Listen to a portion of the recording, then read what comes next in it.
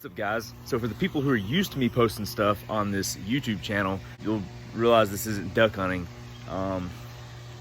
But because of COVID-19, our church, along with most churches around the world, are temporarily shut down. And so for the people who are already subscribed to this channel, I teach a Sunday school class. And so I'm going to be doing some short devotions on my YouTube channel for my Sunday school class. So if you're not in my Sunday school class, please watch, listen, comment, like, whatever. But so I'm just letting you know so that you understand why there's a shift in the content on this channel. It's because I'm going to be doing short devotions once a week during this COVID-19 season that we're in, and for my Sunday school class. So stick around if you want to listen. Thanks. So when I was preparing to do this video, I was trying to think, what should I do for the first one? I didn't really feel like going over our Sunday school book and all that. I wanted to do something, at least for this first one, that related to the coronavirus, what was relating to the church and the coronavirus, and kind of the season that we're in right now. A friend of mine I heard on Instagram the other day said how the church is reacting to the coronavirus right now is basically we're having to be the first century church in the 21st century. And I thought that was really interesting because, especially here in America, we're really spoiled with how we get to do church. We're spoiled with the technology and the amount of churches we even can choose from to go to. There's churches on every corner, different musical styles, and we have a buffet of different churches we can choose from. We're really spoiled here in the 21st century, but in the first century, it wasn't like that. In the first century, you just met with other believers in your area, and most of the time, those churches were meeting in home groups, and it wasn't in the conventional way that we have church today. And so I thought that was really good, and I thought that was really a really interesting way of putting it, is that we are having to be the first century church in the 21st century. And all that's meaning is we're not able to do it the way we do it usually. We're having to meet via the internet. We're having to live stream church services and just meet in unconventional ways. And so I thought that was really interesting. For today's short devotion, I'm going to be reading Philippians 4, starting in verse 10. And it says this: "But I rejoice in the Lord greatly that now at last you have revived your concern for me. Indeed, you were concerned before, but you lacked opportunity.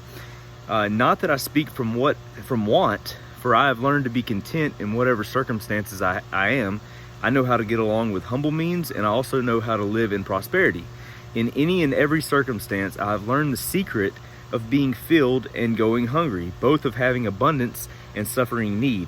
I can do all things through him who strengthens me." I chose that passage because so often we look at Philippians 4:13 as a sports verse. Let me clarify. Philippians 4:13 wasn't written so you could hit a home run or score a touchdown. Philippians 4:13 was written while Paul was in prison, right? And Paul, he's saying, I've been on both ends of the spectrum. I've had plenty and I've been hungry. And whichever side of the spectrum I was on, I realized that I just need to be content with whatever I had. He says in Philippians in verse 13 that he can do all things through Christ who strengthens him, whether that is having plenty or not having enough. His power for contentment came through Christ. It wasn't of his own will, it wasn't of his own power, it was of Christ. And so I went to that passage because right now is uncertain times. It's unsettling times for many people. A lot of people are laid off work right now. A lot of people don't know what the next few months are going to look like. None of us know, But here's the good news. As believers, we don't have to know what the future holds, because we know that whatever happens, it's going to happen in God's timing. And let me clarify something. You'll see these prosperity teachers and stuff on the internet. I just saw something earlier today where this guy was demanding that God bring down these vaccines, and God, I demand you to wipe out coronavirus. And you know what? This is not the first time something like this has ever happened. We've seen stuff like this throughout history. Spanish flu, the Black Plague. Even around the time when Paul's writing these letters to the churches, like Rome is sitting there killing people, right? Slaughtering Christians left and right.